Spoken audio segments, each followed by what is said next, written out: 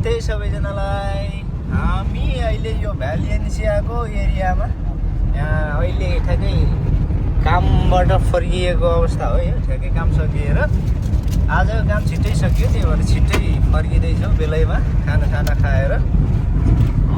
यो बाहिरको भ्यू अघि बिहानको चाहिँ त्यो यता आउँदै गरेको थियो, अहिले फर्किँदै गरेको भिडियो हो यो। ल एकदम चरक्क घाम लागेको छ, परतिर पहाडहरू मजाको देखाएको छ, एकदम उजाड लाग्दो डाँडाहरू छ। त्यही भए पनि सिन खतरा छ यहाँ। माल्टा हेर्नु न, माल्टा भन्छ सुन्तला।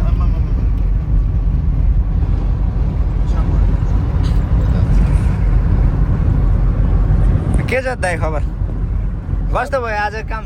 छिट्टै सक्यो नि होइन? राम्रो भयो नि होइन? धेरै राम्रो पनि, सजिलो पनि र चाँडै पनि सिद्धियो। चाँडै घर जान पनि पाइयो। ल ठिक छ। त्यस्तै हो, कहिले अब थोरै समयमा नि काम सिद्धिन्छ, कहिले अब त्यो भित्ताको माथि त्यो पहाडको मुनि भित्तासम्म पुरै प्लटिङ गरेर दुनियाँ गरेर, हाम्रो नेपालमा चाहिँ प्लटिङ गरेर घर बनाउँछन्, यहाँ चाहिँ भित्ता प्लटिङ गरेर खेतीबाडी गर्ने।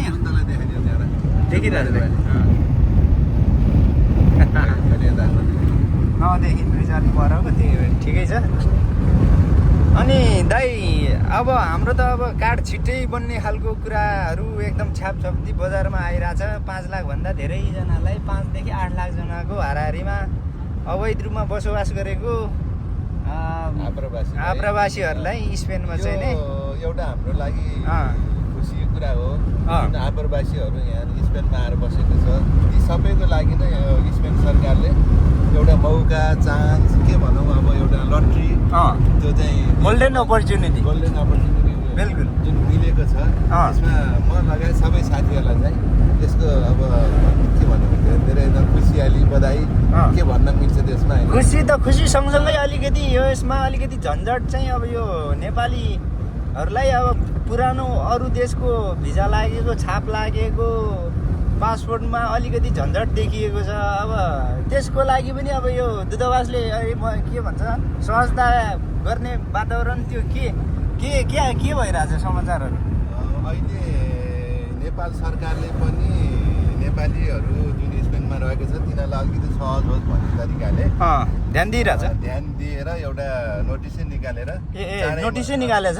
चाँडैभन्दा चाँडै चाहिँ अब यहाँ स्पेनमा बसोबास गरेका सबै नेपालीको लागि जुन पुरानो राजधानीबाट मिल्दैन भने नयाँ राजधानी पनि बनाएर दिनको लागि चाहिँ भनेर पहल हुँदैछ। अहिले पहल हुँदैछ। यो चाँडैभन्दा चाँडै आउँदैछन्। के घुम्ती शिविर लिएरै आउने हो कि के रहेछ? नेपालबाट कतिजना आवश्यक पर्छ कर्मचारीहरू, तिनीहरूलाई चाहिँ एउटा जम्बो टोली बनाएर लिएर यहाँ सेवा सुविधा दिनको लागि नेपाल सरकार पनि तयार छ। र यो चाँडैभन्दा चाँडै अब आउने हप्तामै यो काम सुरु हुने चाहिँ देखिएको छ समाचार मार्फत। यो कतिले स्रोतबाट आएको हो कि यो चाहिँ अनलाइन त्यो बकवास त्यो जो पाइ त्यसले पठाएको रहेछ, के रहेछ? यो राम्रै स्रोत समाचार चाहिँ हामीले नेपाल टेलिभिजन, जुन नेपाल सरकारको आधिकारिकबाटै हो। त्यसो भने एकदमै खुसीकै कुरा हो नि त्यो त। त्यसले गर्दाखेरि सबै नेपालीहरू अब स्पेनमा चाहिँ जुन अहिले आउनु भएको छ उहाँको लागि धेरै नै खुसियाली मिलेको छ। ल कता गयो बाटो पनि? बिहान यतैबाट आएर हामी खै हो मैले परबाट लागेको थिएँ, यतैबाट हो क्या। ल ठिक छ। अब एकदमै आज काम गरेर आज पहिलोचोटि यो कस्तो मनाङ मुस्ताङतिरको झल्को दिने आजको यो वातावरण रमाइलो भएको हुनाले काम गरेको थकाइ महसुस भन्ने चिज केही पनि भएन। रमाइलोमै काम पनि सिद्धियो। थोरै मिठो भन्छ नि, चट्ट मिठो थोरै, तर चाहिँ अब राम्रै किसिमको काम गरियो। यसमा पनि अब ठिकै छ, चाँडै नै घर फर्किनु पाइयो आजको लागि। लामो दूरीको यात्रा तय गरेर आएको भने अब यो खासै दुःख लाग्दो चाहिँ देखिएन यो बाटोहरू, यसो बाहिरको। ल ठिक छ। यहाँको अब रमाइलो दृश्यहरू हेर्दै मनोरञ्जन लिँदै हामी जानेछौँ। यहाँ चाहिँ के दाइ यो बाटोमा यो एकदमै यो खै के जङ्गली मुला हो कि यो जङ्गली तोरीहरू, सागहरू त्यो पत्तै फल्ने रहेछ कि यो, होइन?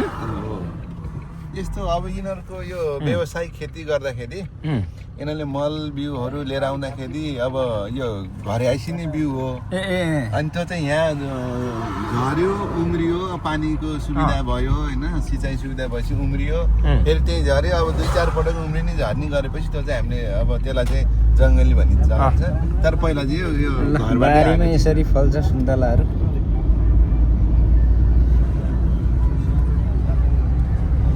मुर्सिया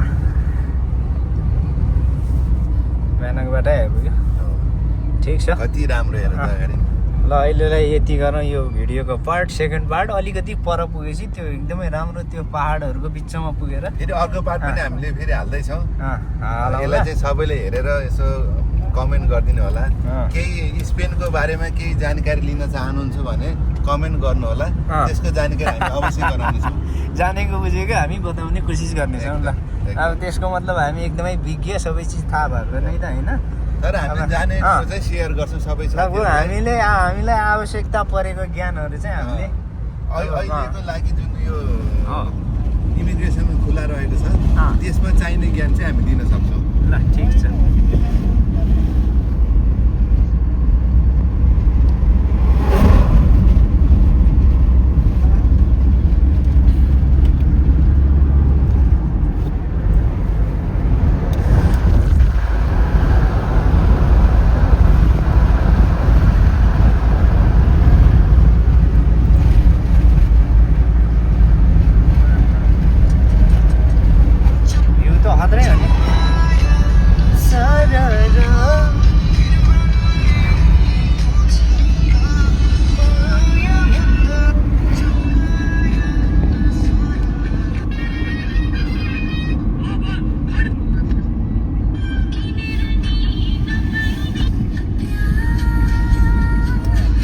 अगाडिको गाडी पनि हाम्रै अर्को जम्बू टोली हो आज हामी यहाँ काम गर्नको लागि 2 गाडी आइएको थियो साथीहरू अगाडि जाँदैछन् हामी पछि फलो गर्दै घरतिर लाग्दैछौँ हेर्नु न ठ्याक्कै नेपाल जस्तै छ त्यो घर नेपालकै घर अहिले मैले भनेको थिएँ नेपालकै घर हेरौँ त झ्याल ढोका बनावट त ढल्लान होइन बाहिरको बुट्टा अरू घरको साइज के त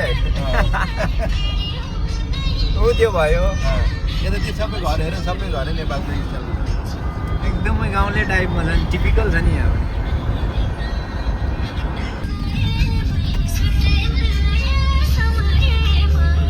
गीत त मिठो बज्यो दाजु यो परदेशीले कहिले गीत सुनेर त चित्त बुझाउने होइन सुख दुःखको साथी भनेको मेरो लागि म्युजिक ल ठिक छ रमाइलो गर्नुपर्छ जिन्दगीमा गीत सुन्नुपर्छ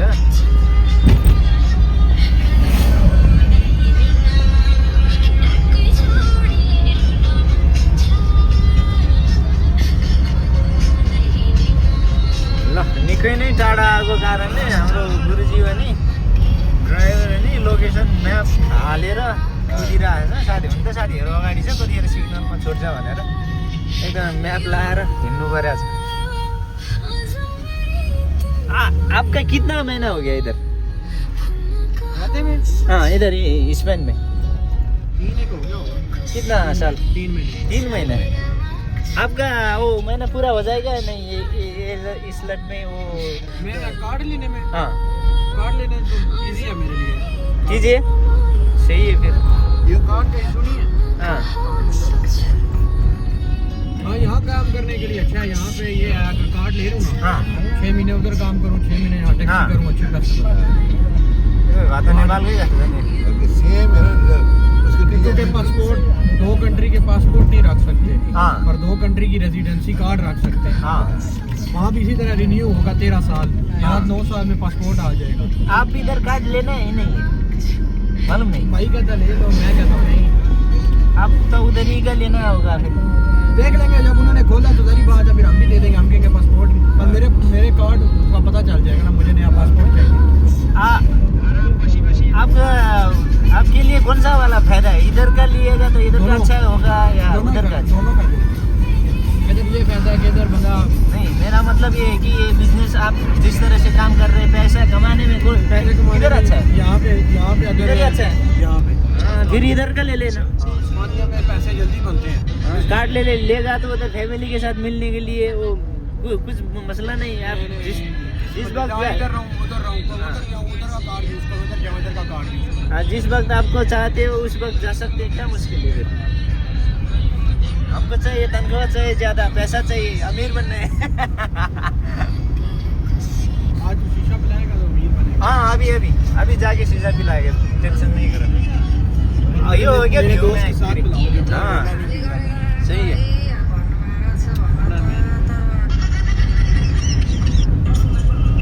सिन त मैं करी यो त हेरे हेरे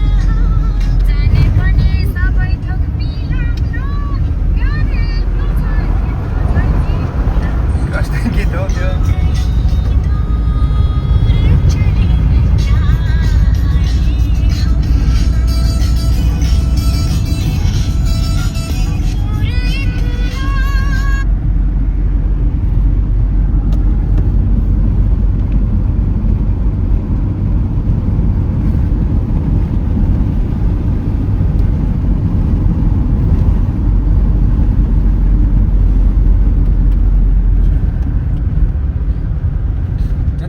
माथि पहाड भए पनि बिचमा चाहिँ यो खेतीबाडी गर्न छोडेको छैन कहीँ पनि नभ्याएर गरेको छैन होला अलग ठाउँमा छ।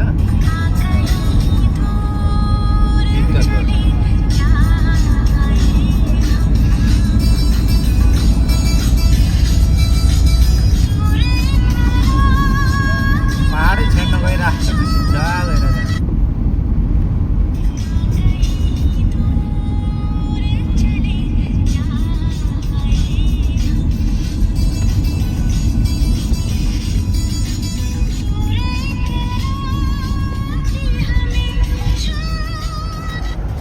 त्यो डाँडा मुनिबाट उताबाट आएन हामी त, ठ्याक्कै त्यो डाँडाबाट यसोपट्टि भित्तामा।